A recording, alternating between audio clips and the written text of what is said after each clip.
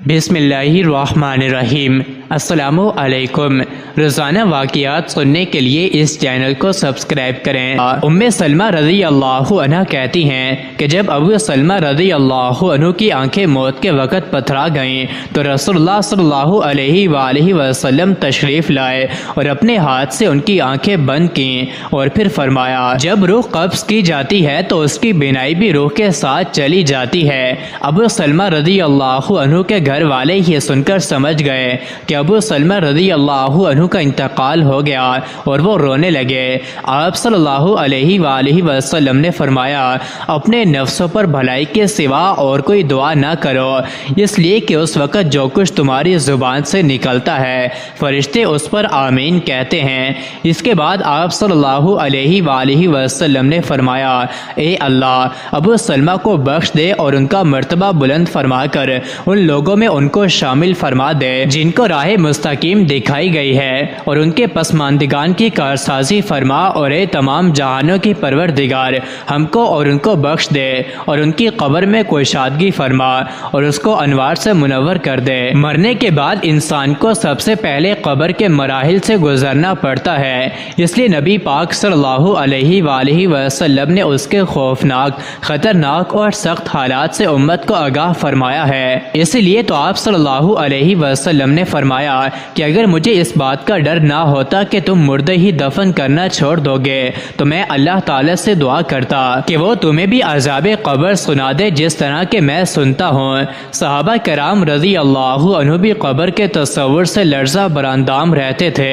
بے شک رسول اللہ صلی اللہ علیہ وآلہ وسلم نے ارشاد فرمایا کہ قبر آخرت کی منزلوں میں سے پہلی منزل ہے، بس جس نے اس منزل سے نجات پائی اس کے بعد کی منزلیں آسان ہوں گی، اور جس نے اس منزل سے نجات حاصل نہ کی اس کے بعد کی منزلیں سخت اور دشوار ہوں گی۔ رسول اللہ صلی اللہ علیہ وآلہ وسلم نے ارشاد فرمایا کہ میں نے کبھی کوئی منظر قبر سے زیادہ سخت نہیں دیکھا۔ حضرت ابو ہریرہ رضی اللہ عنہ فرماتے ہیں کہ رسول اللہ صلی اللہ علیہ وآلہ وسلم نے فرمایا کہ مردہ کو جب قبر میں ڈال کر لوگ واپس آتے ہیں تو وہ ان کے جوتوں کی آواز سنتا ہے۔ اگر وہ مردہ مومن ہوتا ہے تو نماز اس کے سر کے پاس، روزہ اس کی دائیں جانب، زکوٰۃ اس کی بائیں جانب، اور دوسرے نیک اعمال، صدقہ و خیرات، صلح رحمی اور لوگوں سے اچھا سلوک وغیرہ اس کے پاؤں کے پاس آ جاتے ہیں۔